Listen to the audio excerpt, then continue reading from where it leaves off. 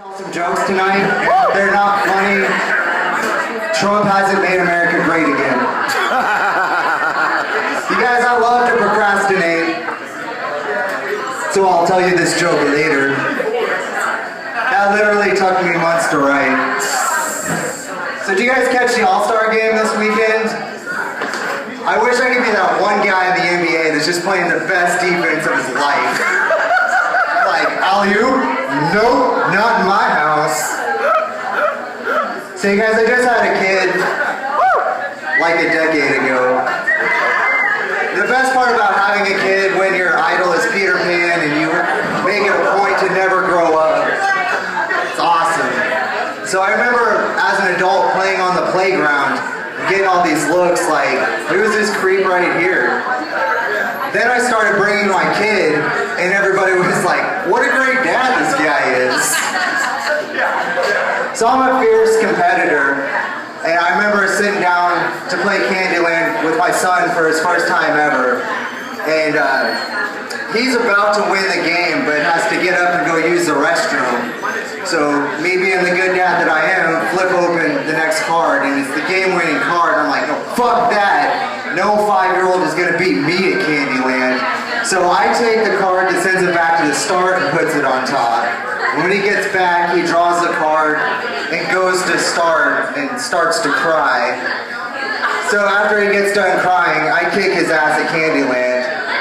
And now I wonder why I'm divorced. I really do wonder sometimes. So Mama brought us up, typical Catholic family. We're getting all dolled up for Easter Mass.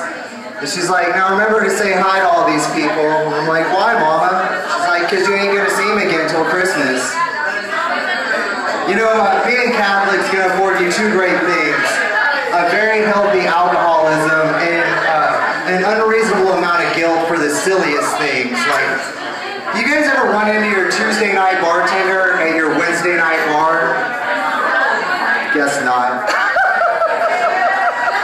No, one time I had this friend and we were drinking a speed racer together, which is really just a tall Red Bull and vodka with an extra straw where you try to drink more than your friend. Hooray, alcoholism. No, but the best part about drinking a speed racer by yourself is you always win. The worst part is the crushing realization that you're an alcoholic and you have no friends. So growing up, I used to go in the Little Debbie room with my grandpa, and one day the bread guy was like, offers us some Texas toast, and I'm like, nah, Grandpa, I don't like Texas toast. Now my grandpa is thoroughly embarrassed now and is like, we'll take the Texas toast. And I think everything's groovy until we get home and we're pulling into the driveway and Grandpa's like, now if somebody ever offers you something, you take it. Even if you don't want it, you take it. I'm like, alright, geez, Grandpa, thanks.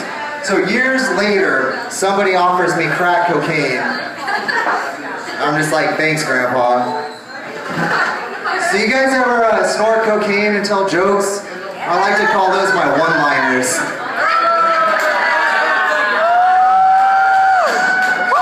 So a few years back, I found out my dad was gay, and I should have known because his favorite hobby is carpentry, which is just a fancy way of saying woodworking.